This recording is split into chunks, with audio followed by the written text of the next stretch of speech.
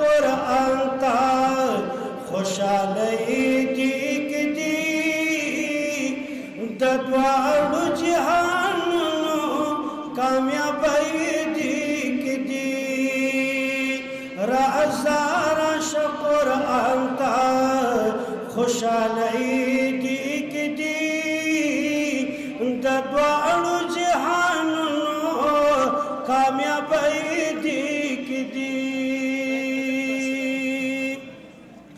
د زړه سره نزدیک کړه د الله عظیم کتاب ښکاره ستا د مینې قربانۍ دیګ دی د دواړو جهانونو کامیابی دیګ دی.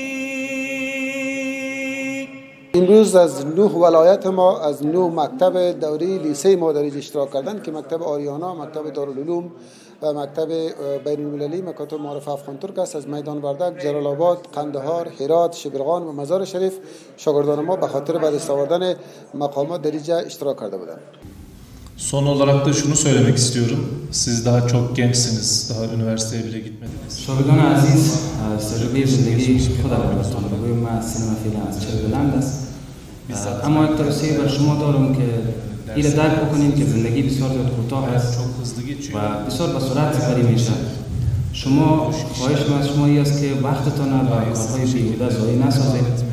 از وقت مهمترین استفاده را ببریم و ارزش وقت را بدانیم.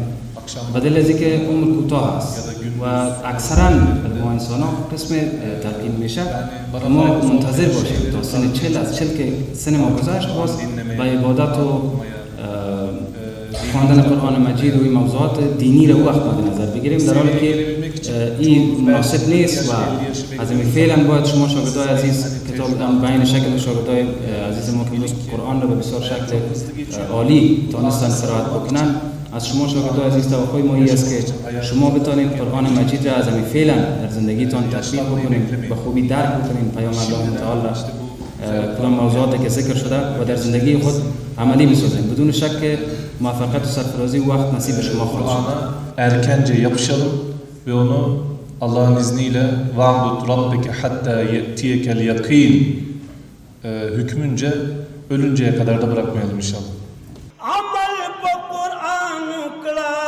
مسلمان په دنیا کې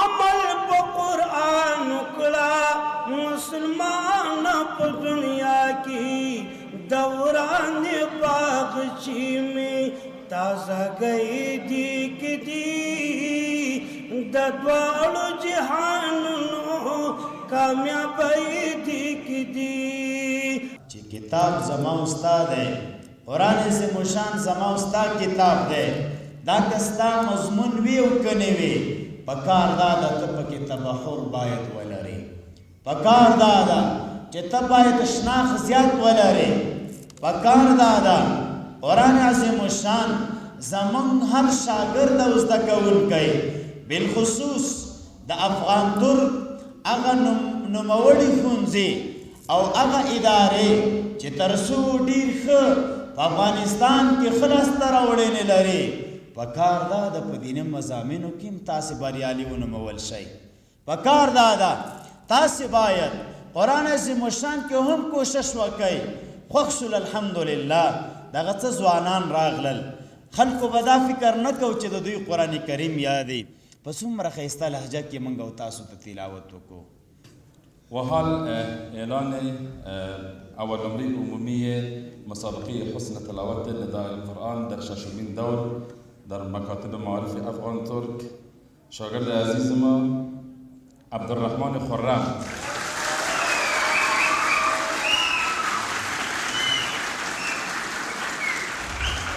خواهش میکنم تشریف بیارید و مقام اول کسب کرده. بسیار تشکر.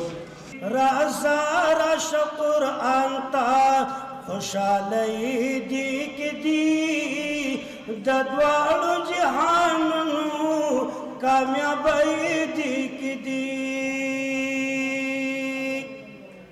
قرآن زمون د پاره د مستقیما وگرانا طریقی دا زندگی دی کدی دا دوالو جہانو کامیابی دی کدی من غواړ په دنیا باندې قرآن قانون د قرآن